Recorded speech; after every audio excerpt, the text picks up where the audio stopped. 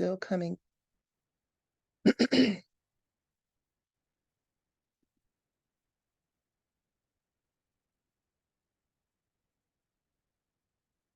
So before we actively get into our Q&A, I was going to go over just a couple reference points or things, because often if you don't know where to look, you don't know where to find information.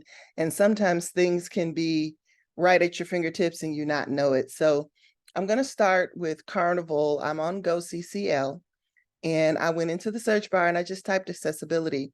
Now in the Knowledge Center, they have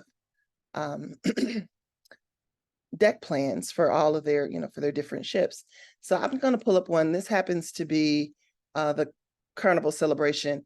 I just had a group that sailed on the Celebration the beginning of this month, and I kind of referenced it on a previous call, but I did want to touch back on that because we had this particular group.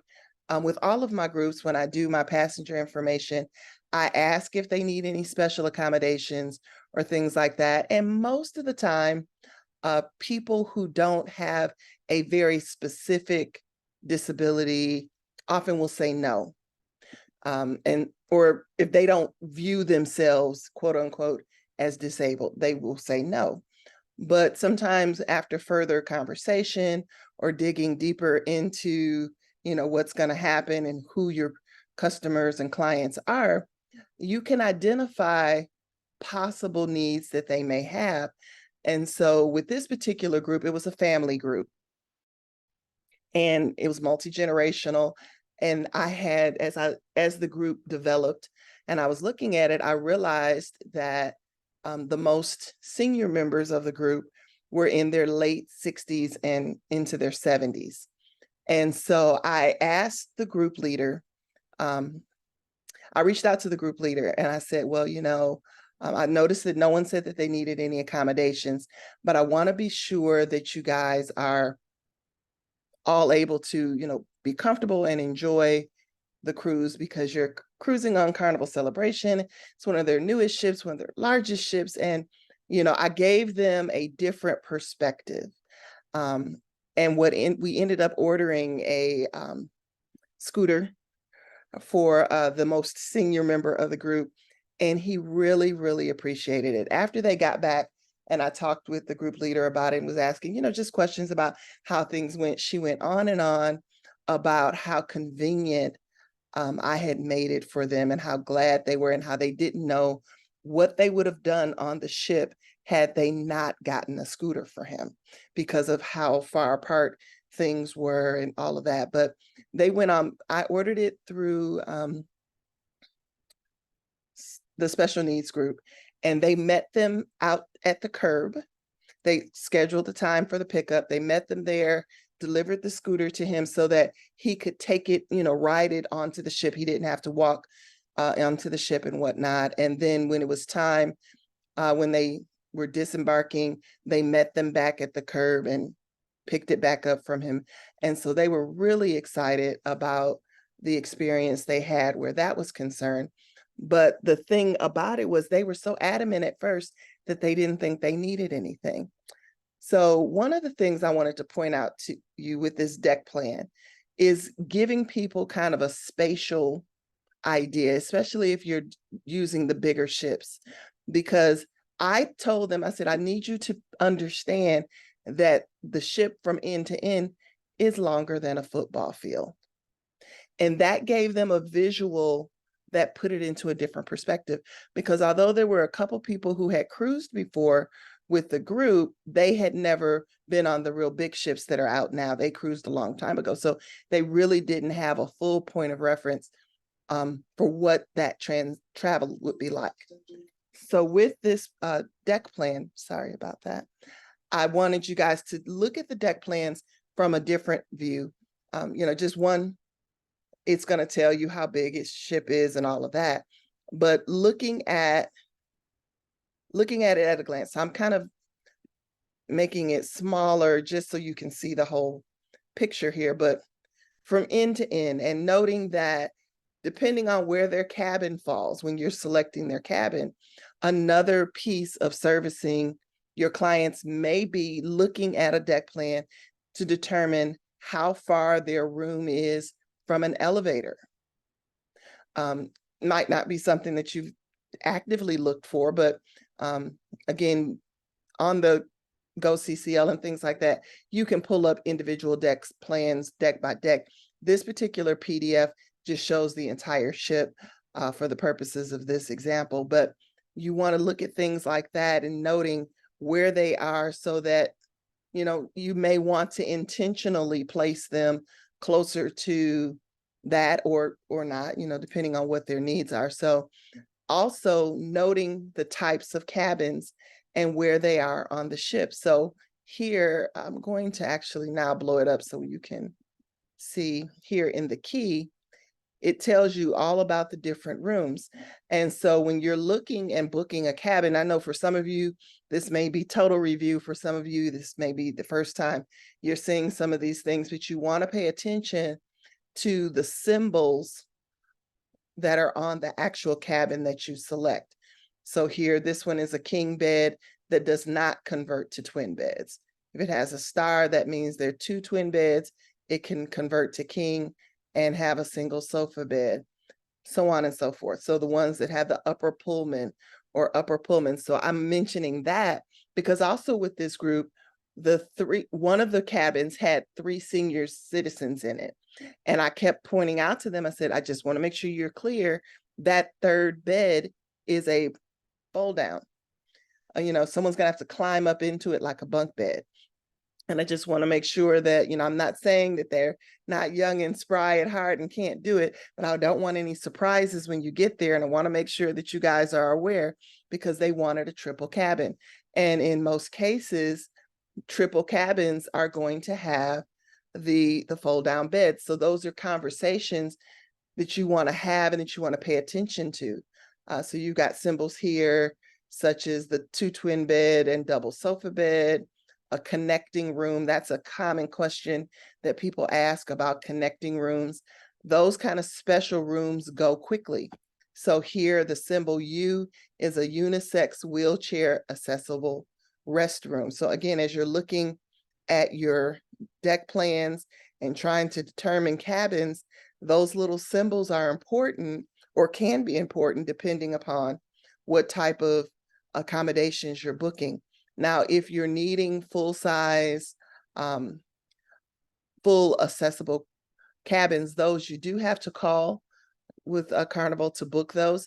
But again, looking at the deck plans can help you know what's available, save you some time on hold, or at least help you expedite that conversation. Here is another section that perhaps you may not have noted. Things with the little blue dashes, those are accessible routes, including ramps. The blue squares are restrooms, elevators, lifts, and or other accessible areas. This kind of, I guess, yellow square, fully accessible staterooms. Green, fully accessible staterooms, single side approach. The pink, ambulatory accessible staterooms. Pink and gray, ambulatory accessible stateroom that do not accommodate a scooter. Gray, stateroom does not accommodate a scooter. So things like that are important because if a person is traveling with a scooter, you want to confirm that the stateroom that you've selected for them can accommodate those needs. Now with the scooters, in particular with Carnival, if they have a regular size scooter, it will fit in most standard rooms. However, if they have to get the extra or the fuller size scooter for people who are above, I believe the cutoff is 250 pounds and above or something like that.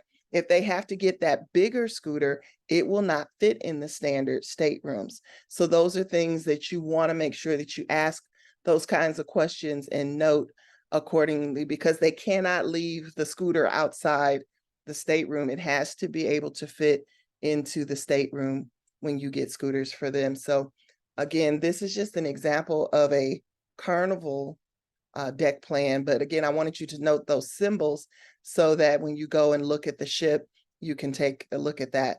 So they also note here that you can contact guest services for specific ship accessibility features, or you can visit their special needs link that they have as well.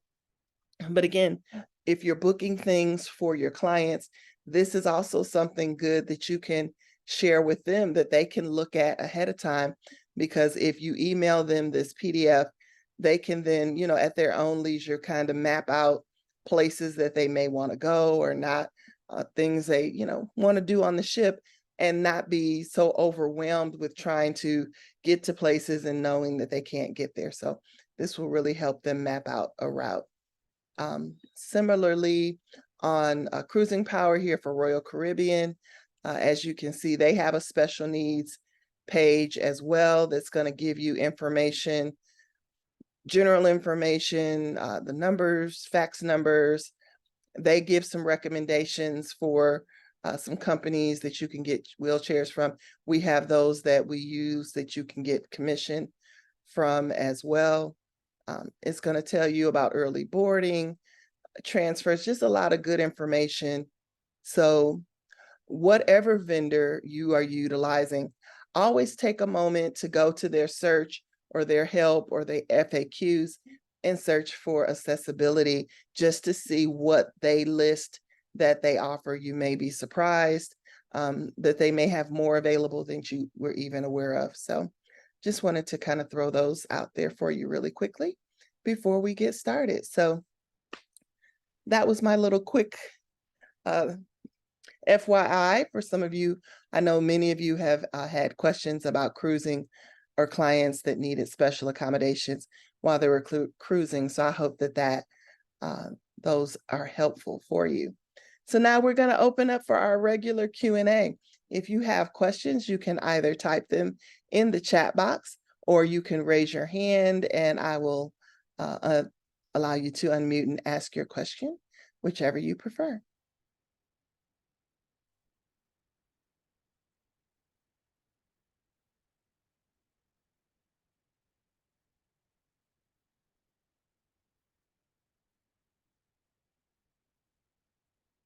Don't be shy. I'm sure we will definitely try to help you with your questions. All right, so first question. Where will I find this recording training to review? Okay. For all of our trainings, what we do is we post them in our special needs Facebook group. Every time we post the flyer or announcement for that particular week, we go back in afterwards and post the link to the video that corresponds to that particular week's subject. So if you're going into the Facebook page, you can scroll down to the past calls and past subjects to watch those playbacks as well. All right, Vicky says, I have a client that wants to go to Switzerland in a wheelchair. Okay, so the first things that I'm assuming, based on how your question was worded, that they're taking their own chair with them to Switzerland. So you're going to want to make sure when you're putting together a itinerary for them that one, you're clear as to the types of accommodations that they're expecting, and then in choosing properties for them to stay as well as transportation, that you keep that in mind. So you'll want to contact that particular property to inquire about accessible accommodations in the hotel, if need be, things like elevators, all of those kinds of questions, because sometimes we assume things based on our Western American point of view, and international travel is not always the same. So you'll want to be clear when talking with them that your client will be traveling in a wheelchair, because in some places, the doorways are not the standard size that you would find here that can accommodate that. So you want to ask those kinds of specific questions while you're doing your research on their behalf. Sometimes you can find it on their website, but I always encourage you to reach out and have a point of contact at the property that you can speak with to get, whether it's the concierge or whomever who can assist you with that.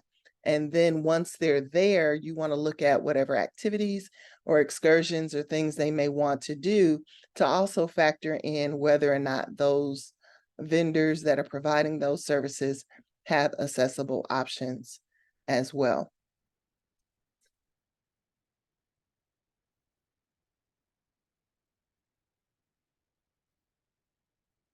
All right, are support animals allowed on all cruise lines?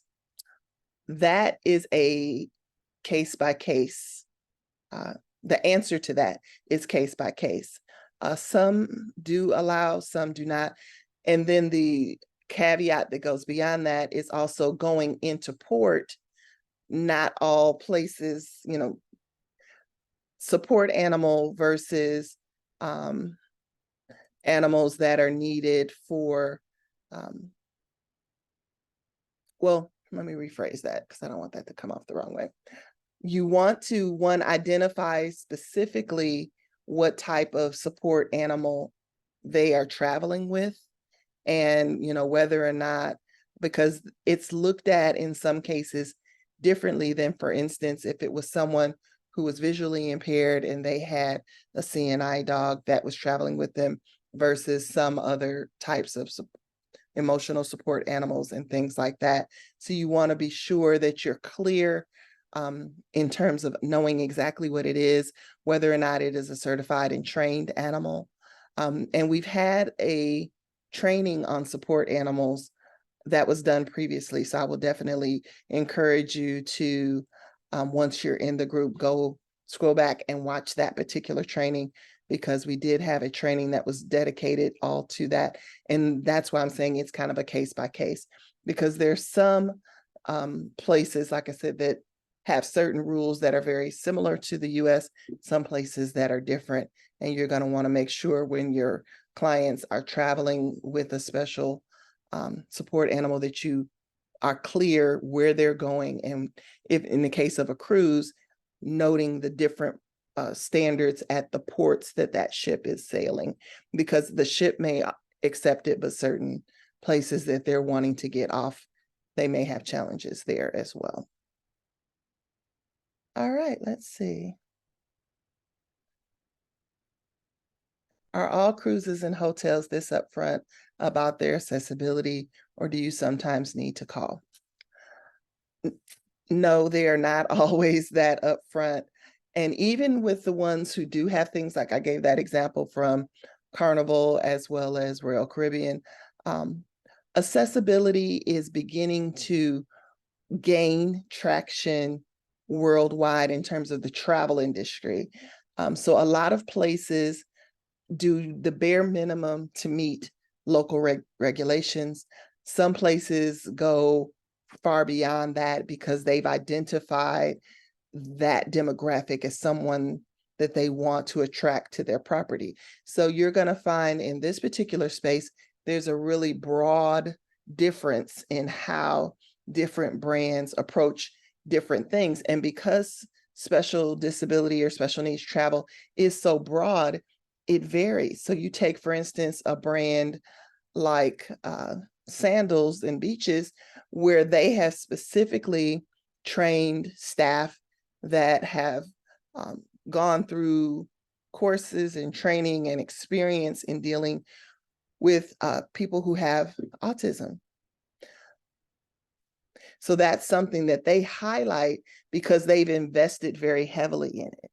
I went on a fam trip and was talking with one of the BDMs for a particular brand, and she had worked with some other brands as well. And she was sharing with me that, for instance, in the Caribbean, on the islands, it is so expensive to have your staff formally trained that a lot of brands shy away from that kind of formal training, because once they train somebody and that person has that skill, they can go somewhere else and get paid a lot more with that skill set. So you want to pay attention to not just, accommodation, but staff trainings. And calling is often the best way, because sometimes at the time that the brochure was done, or which you're seeing online, may be old and it may not be the most updated.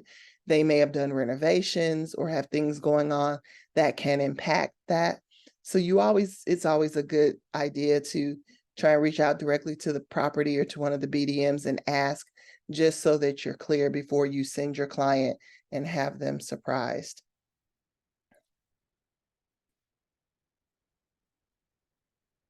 All righty.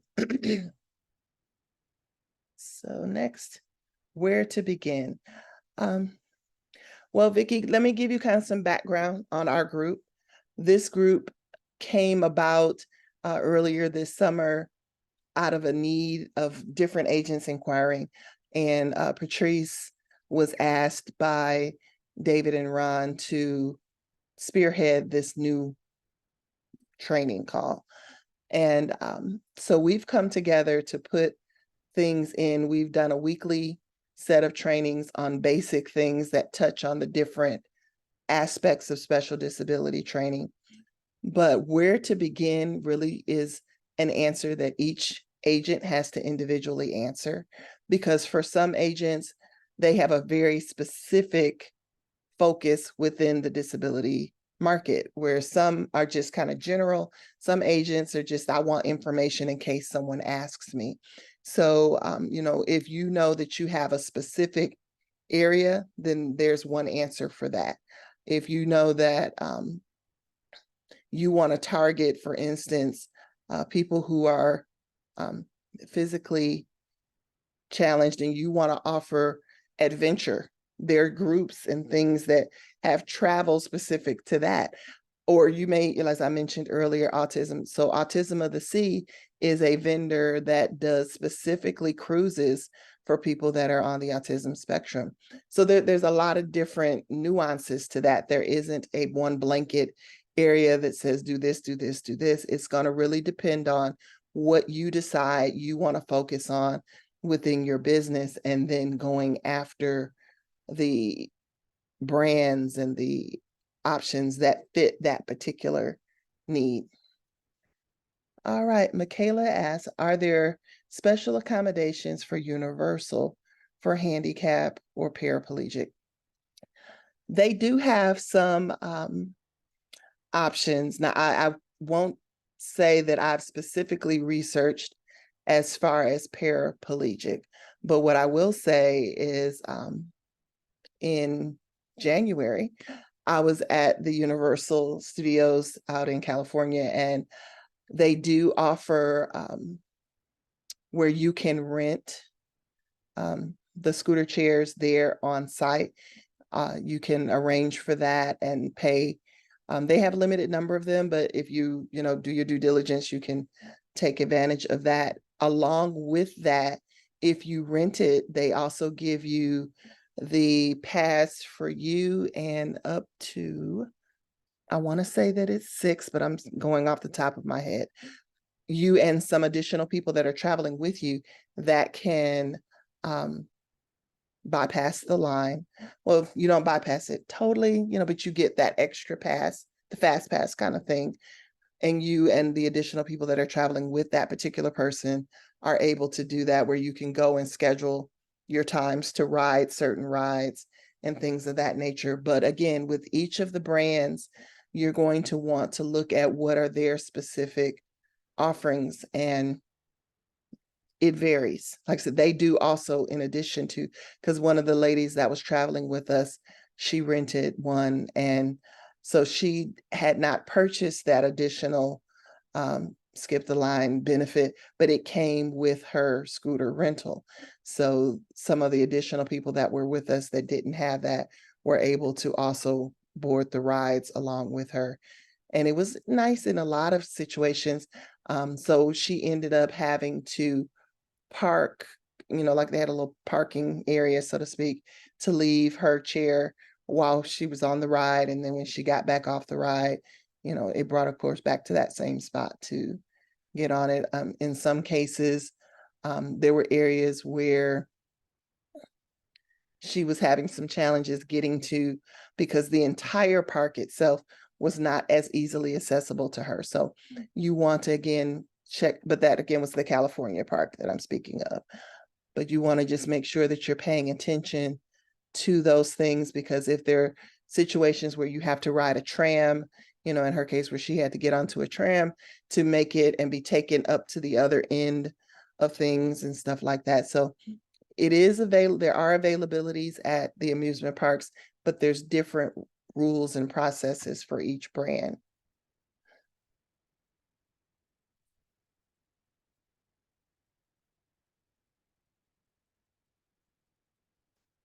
Regarding the animals, again, I will defer back to that specific training that was done concerning that, because like I said, again, depending upon where you're traveling, the requirements are different, and some require certain certifications versus other things. So there isn't just a blanket answer to that. It is some different requirements depending upon where people are traveling. So you do want to be mindful to not necessarily give a blanket answer to a client until you've specifically researched, because what may be true in one port or one city along their itinerary may not be the same in another. And so you want to make sure that you do the due diligence as well as confirm what documentation is necessary for that. And the same thing with the airlines, because some airlines have different requirements as well.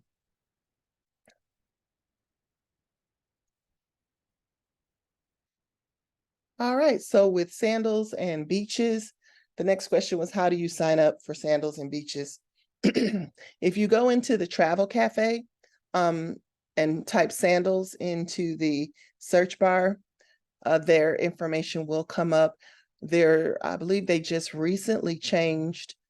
It used to be that you had to be an active agent for 6 months, but I do believe that it has changed to 3 months. But again, if you go into the travel cafe and type Sandals, that will come up and give you all of the requirements in order to register for them.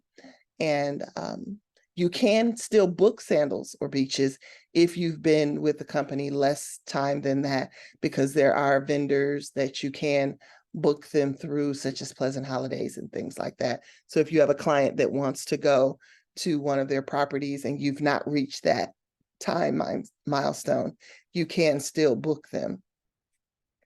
All right, next question. What is the name of the Facebook group?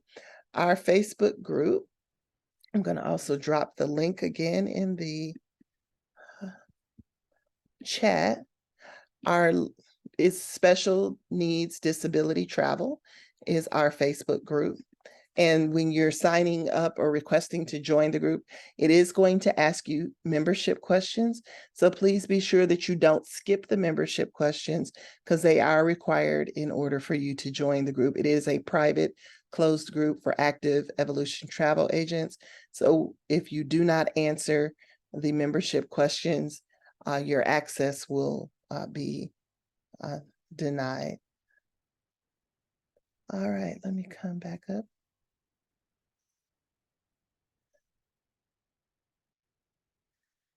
Yes, so I just answered that question. So again, our Facebook page, we do post the recordings from our trainings that we've done on that page. So if you join the group and you scroll back through, you can listen to the playbacks from previous trainings. So you want to just be sure that you note what we do is weekly on that Monday after the call, we go back in and then post the link to the trainings with the flyer or where that initial post was for that week's training.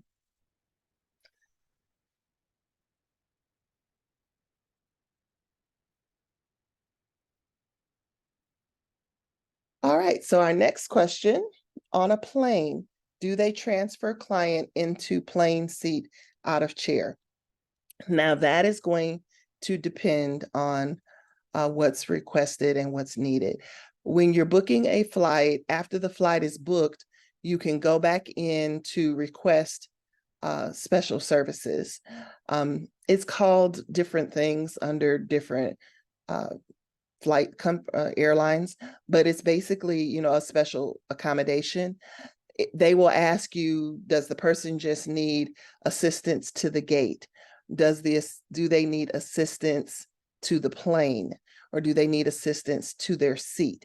It varies depending on the airline or what type of assistance is needed. So you want to make sure that when you're requesting that wheelchair assistance, that you note the specific type of assistance. So it may be just that they are the mobility challenge of the distance to the gate is too far for them to walk, but they can walk onto the plane. Or it may be that they're in their own chair and they are going to need assistance. So you're going to just follow the lead of that particular airline. When you click on that option, it will ask you specific questions about the type of assistance they need.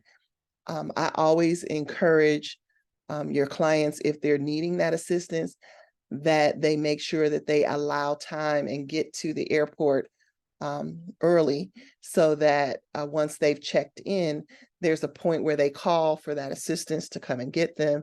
And then depending upon whether or not they have TSA pre-check or clear or something like that, they also have to go through, they still have to go through the TSA checkpoint. Now, usually if they're in a wheelchair, they will escort them up to the front of the line. But if they don't have TSA pre-check or things like that, they're going to still have to, of course, take off their shoes or things like that, or possibly, depending on if they're able to get up and out of the chair, there may be search situation, or if they're transporting medical equipment or special medical supplies, that all of that is packed appropriately so that it can go through the scanner, and it may require an additional inspection.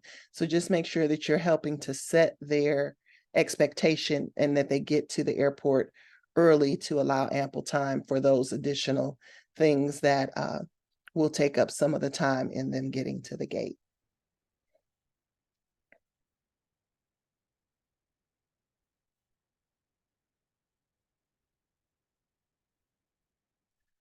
No, we do not have, well, Evolution Travel does not have a pamphlet that can reference these kind of things. As I mentioned, this is a new group that was just birthed this summer, that we've come in and started offering these types of trainings to our agents. So there aren't specific ones that we've produced. As I mentioned, there are certain vendors that have programs, and there may be literature about those programs. So I want to make sure I'm referencing that when I say there isn't one produced by Evolution Travel. So for instance, if you are partnering with Autism of the Seas, you could provide information from that particular company. Again, certain companies that offer certain kinds of services have things that can be shared. Some of the companies that provide equipment, like Special Needs Group, have flyers or things like that. But we as a company don't have anything specific to that at this time.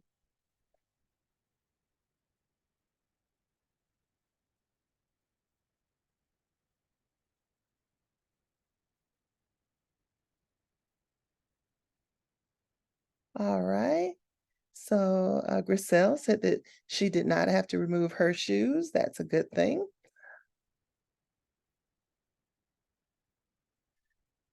Yes. So Erica, if you're going, or Elka, I'm sorry, if you are going to have this as a specialty, it may be worth for you to put together certain kinds of things. Like I said, if you go back through some of the trainings that we've posted, you're going to find some of the information that our various trainers that we've put out and that we've presented that can help you in gathering information.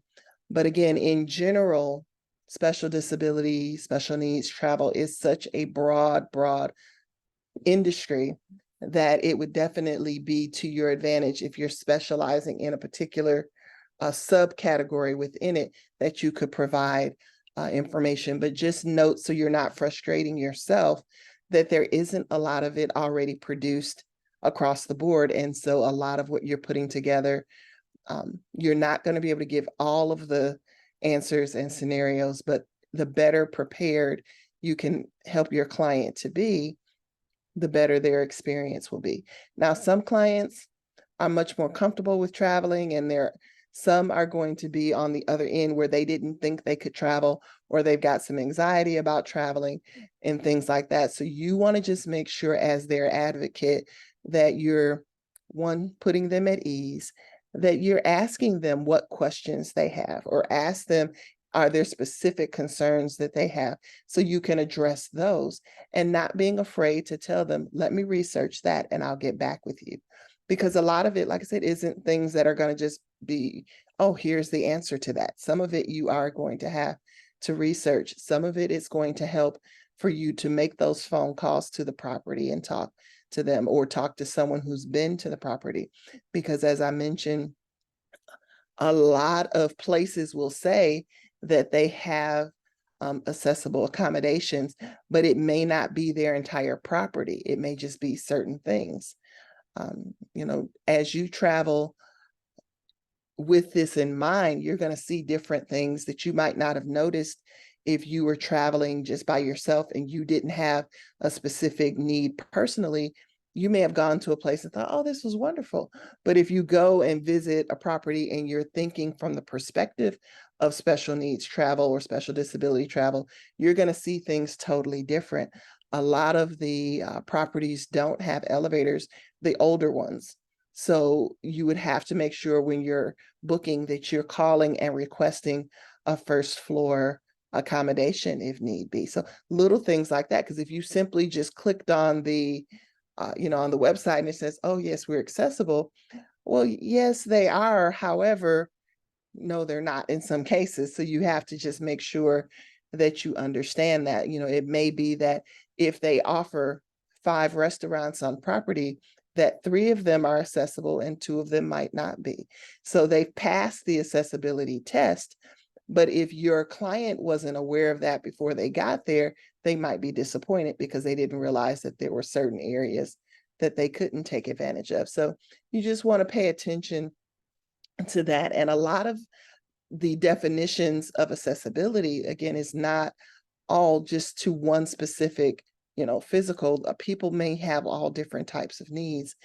So you want to just be clear that you're communicating with your client to know what their expectations are, what type of things they may need, and then working backwards from that answer in terms of determining what type of things are available or which properties you might want to recommend that provide the kinds of assistance that they need. For instance, the Hilton brand offers rooms that have that can accommodate people who have hearing as well as visual disabilities. Now, you may never notice it as a regular person going in and out because you've not necessarily been to one of those rooms, but they have rooms that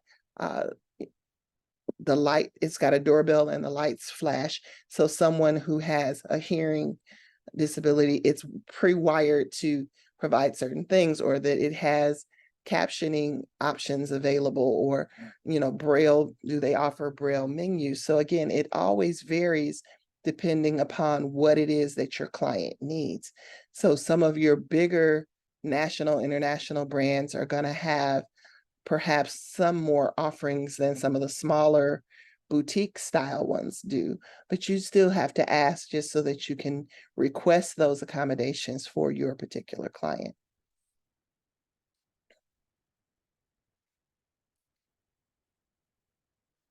Also, for those of you that are new, if you're going through the group, members of the group, as we come across different things, we post things in there as well. So there's always good new information coming through.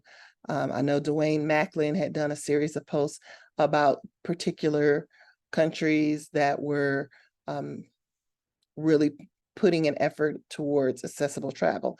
So again, it's about research, the primary thing that we do. So I encourage you again to scroll through some of those past posts to see, because a lot of good information is in there. It's not an extremely social post. It's a very informational group. So a lot of what's in there is just to provide information to the members of the group so you can better serve your clients. Any other questions?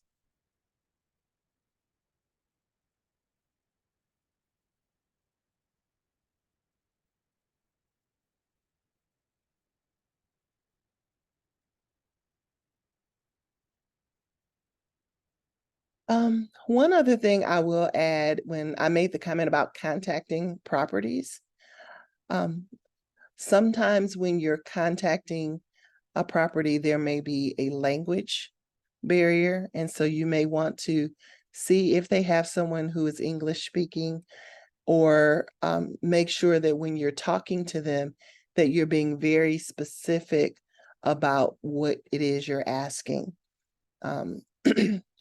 For instance, if you know that your client has certain kinds of dietary needs, that you're able to ask them, specifically, can the chef accommodate whatever that is? That's one that you'll find is easier a lot of times for them to do if they know ahead of time, where they can prepare, in many cases, a special menu offerings for a client who has certain dietary needs. If you're asking about mobility things, you want to ask them about things like restaurants and venues that are on the property. Can they be accessed? Do they have, some properties have like the little golf carts that can take people around. So those are things that you may want to ask about. If they're not in one of those motorized scooters, are there things available that can assist in those cases? Because it may be that if you call, they'll send a cart to come get them and take them to where they need to be. Are there elevators? Do they have to have a specific, request for a first floor room? Because if you're just booking and they say that the room will be assigned upon arrival, you're going to want to make sure you've reached out to them, because you don't want them just randomly putting them on the 4th floor if they can't go up and down stairs and things like that. So you want to make sure that you're really putting yourself literally in their shoes, so to speak, and walking through that process. Because looking at the brochures or even YouTube videos and things like that, unless it was a video that was done by someone from that community where they're giving you their perspective, you may miss certain kinds of things like that. Because again, like I said, I went on a fam trip just recently last month, and while I was on it, I saw everything completely different since I've been specifically training, because there were questions that I asked about properties and things that were offered before I got there, that once I got there, I saw that they were, not that they didn't tell me the truth, they just didn't think that it mattered, you know, because again, if they say yes, I'm initially going to assume that yes that means everything. Well, they were saying yes because they're looking at, you know, the first few things that came to mind. And if you don't specifically ask, so when I talked to a particular BDM and I asked her about accommodations, and I told her, I said, well, if a person needs to be on the 1st floor, in one particular property, all of their 1st floor accommodations were swim outs. So they were at a higher price point. So again, they're just things you want to make sure you're keeping in mind, that you're communicating with them and making sure that you don't have an issue or any surprises or inconveniences for your client once they get there. If you're arranging for transportation and they require, special types of vehicles for the transportation, most transportation vendors can accommodate things like that if they know in advance. But again, you want to ask if, if they need to be able to transport their wheelchair, or they need a lift, or things like that. And it may be that in some places you have to look at other vendors to provide those kinds of services for your client and things like that. Any other questions?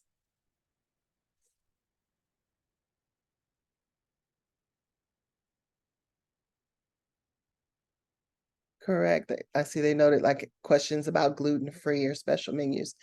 Again, a lot of your brands are going to have that or definitely have that capability.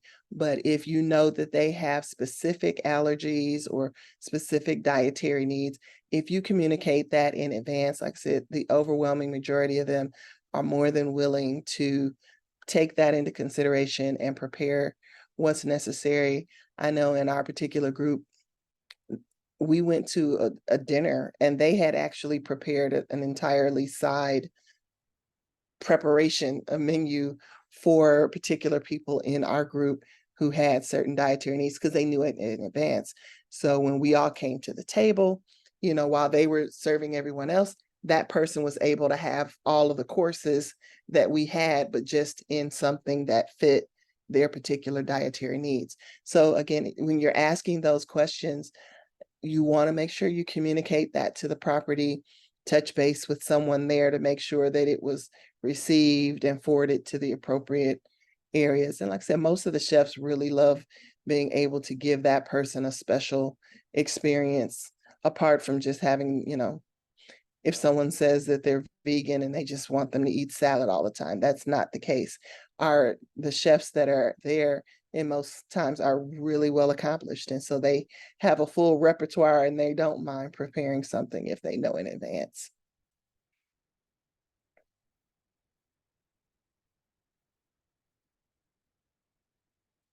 Any other questions? Feel free to type it in the chat box or you can raise your hand if you'd like to ask it out loud.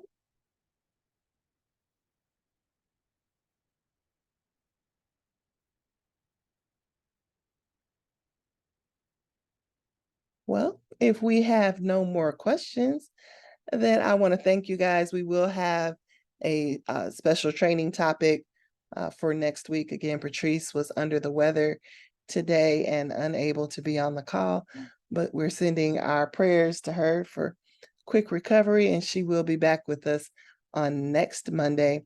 We do meet every Monday at this time. So depending upon your time zone, 1 o'clock, 3 o'clock, 4 o'clock, uh, we are here 4 o'clock Eastern, 1 o'clock Pacific. So make sure that you're paying attention to those time frames, set a reminder for yourself, and there is a different topic every week. We generally have a Q&A the last week of the month, but this week we switched it up, like I said, just because Patrice was under the weather. So we are excited to have you guys with us and to continue to grow and learn with us. If there are topics that you're interested in learning more about that we haven't trained on, be sure to reach out to one of our leaders, to Patrice or myself or to Tanya or any of us that are trainers, and we will definitely look at being able to get that information, or if needed, bring on special guests from time to time who can share information about that. So we definitely want to make sure that as we're growing as a group, that we're learning information that is pertinent to us. So we've got some great topics coming up.